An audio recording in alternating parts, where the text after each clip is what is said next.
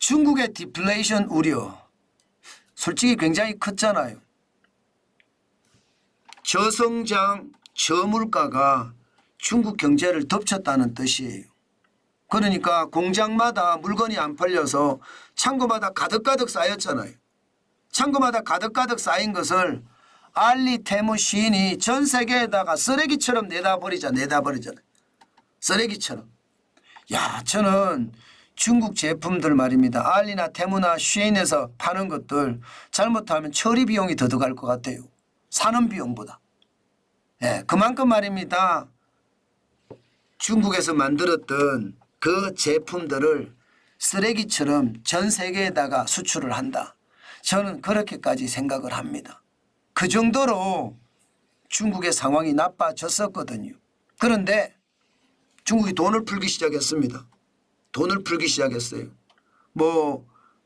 기본적으로는요, LPR이라고 하는 대출 우대금리, 이게 사실상 기준금리거든요.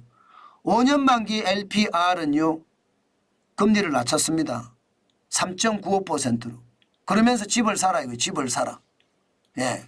5년 만기니까 이게 주택담보대출 금리거든요. 집을 사라 이거예요. 내가 금리 낮춰줄 테니까. 예. 그래도 게다가 우대금리도 줄 테니까 집을 사라 이거예요. 왜? 부동산에서 위기가 시작이 됐기 때문에. 그만큼 집을 사라고 이야기하면서 금리도 낮춰주고요. 또 지급준비 비율이라고 해서 은행들이 예금에 대해서 가지고 있어야 될 비율이 있습니다. 그 지급준비 비율도 낮췄습니다. 역대 최대로. 돈 푼다는 뜻이죠. 게다가 정부가 펀드를 만들어 또 돈 풀고 있습니다. 지방정부에다 돈을 내려주고 그러면서 풀고 있습니다. 그런데도 말입니다. 사실 디플레이션이 크게 해결된다 이렇게 하는 어떤 지표는 나오지 않았거든요. 그나마 말입니다. 그나마 조금 나아지고 있네. 중국의 1분기 성장률이 좋아졌으니까 이게 중국이 더 나아지겠네. 이 정도까지 나오면서 그동안 디플레이션에 대한 이야기가 쑥 들어가서 잠잠했습니다. 그런데 오늘 지표가 나온 걸 보니까 뭐야 이렇게 생각이 듭니다. 이게 중국 국가통계국이 발표하는 거거든요. 중국 제조구매관리자 지수. 제조구매관리자 지수는요. 제조기업의 구매관리자는요. 기본적으로 경기를 잘합니다. 왜냐하면 원자재도 사야 되고요. 부품도 사야 되고요. 반제품도 사야 되잖아요. 가격이 어떻게 움직이는지 굉장히 잘 아는 전문가 부류에 속합니다. 이들에 대한 어떤 조사를 해서 구매관리자 지수라는 걸 만들어내는데 경기의 바로미터라고 이야기할 수 있습니다. 이게 4월에 50.4에서 지금 5월에 49.5까지 떨어졌습니다. 50이 기준선이거든요.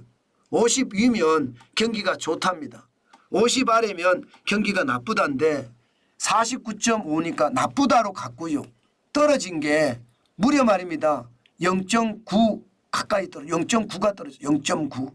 굉장히 많이 떨어졌죠. 0.9가 떨어지니까 중국에 그동안 잠잠했던 저성장, 저물가, 디플레이션 우려가 또다시 터지겠네. 이런 얘기가 나오는 겁니다. 이게 중국 정부가 발표하는 거거든요. 중국 정부가 발표하는 게 이 정도면 실질적으로는 이거보다 더 심각하다는 이야기잖아요. 그죠? 아마 훨씬 더 심각할 겁니다. 그래서 중국이 상황이 나빠져 가고 있다는 이야기가 아직도 현실이 되고 있다는 뜻입니다. 여기에다가 서비스업, 비제조업이라는 건 서비스업이거든요. 서비스업도 나쁩니다. 4월에 51.2였고요. 5월에는 51.1이에요. 이게 제가 봐서는 이것도 50 밑으로 떨어졌을 가능성 굉장히 높습니다. 지금 2024년 3월에 53까지 기록하던 것이 연속 2달 계속 떨어진다는 거. 서비스업이라는 게 여러분 먹고 그죠? 자고 즐기고 하는 것들을 다 서비스업이라고 이야기할 수 있습니다.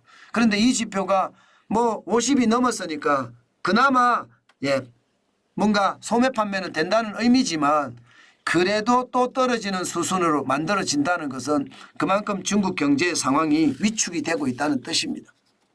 예상했던 것보다가 훨씬 더 위축이 될 수도 있다는 이야기 저는 나오고 있고요. 지금 이대로라면 중국은 부채를 못 이길 수도 있다 이런 얘기도 나옵니다. 그만큼 상황이 나빠집니다. 전체적으로 중국 경제는 지금 국제통화기금 IMF입니다. IMF는 중국의 성장률을 5%까지 올렸습니다. 그런데 다른 데는 아직 안 올리고 있습니다. OECD는 4.7%, 세계은행은 4.4%, 유엔도 4.5%고요. 피치도 4.5%입니다. 그러면 중국이 사실 4% 중반대 성장한다는 것은 위기거든요. 일반적으로 5.5%는 성장해야지 중국의 경제가 실업률이 최소화가 되면서 돌아간다는 이야기예요. 그런데 지금 5.5% 성장은 굉장히 어려워 보이거든. 중국 정부조차도 5% 성장한다고 했잖아요. 결국은요 5% 성장은 중국 경제에도 굉장히 치명타를 줄 거고 그게 다시 한번 디플레이션에 대한 우려감 더 커진다 이렇게 얘기해도 이 말은 틀린 말이 아닙니다. 저는 중국의 경제가 어떻게 되느냐에 따라서 우리 경제의 향방도 굉장히 달라진다고 생각을 하거든요. 뭐 쓰레기 수출이라고 해서 중국이 알리, 테무, 셰인을 통해서 수출하는 것 그거는 우리하고는 별로 연관이 없지만 첨단 제품이나 이런 것은 우리의 반제품이나 부품을 가져간단 말입니다. 그런 것을 감안을 해보면 우리도 말입니다. 중국이 어떻게 움직이는지 항상 대응하는 자세로 가야 됩니다. 중국 경제가 우리 경제에 미치는 영향이 워낙 크기 때문에 말입니다. 아마 여러분 제가 늘 말씀을 드려요. 중국은 언제 터질지 모르는 시한폭탄이다. 제가 그렇게 말씀을 드리는데 그 말을 너무 말입니다. 너무 안일하게 생각 안 했으면 좋겠습니다. 제가 중국 경제까지도 이야기하는 이유는요. 우리 경제에 미치는 영향이 워낙 크기 때문에. 저는 기본적으로 말입니다. 우리 경제에 영향을 미치는 요소라면 일본 경제, 중국 경제, 유럽 경제, 미국 경제, 세계 경제 다 제가 들여다보고 있고요. 또한 정치권이 어떻게 하는지, 정부가 어떻게 하는지 이런 것들도 다 들여다보고 있습니다.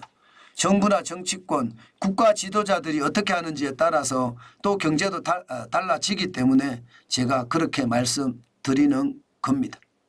예.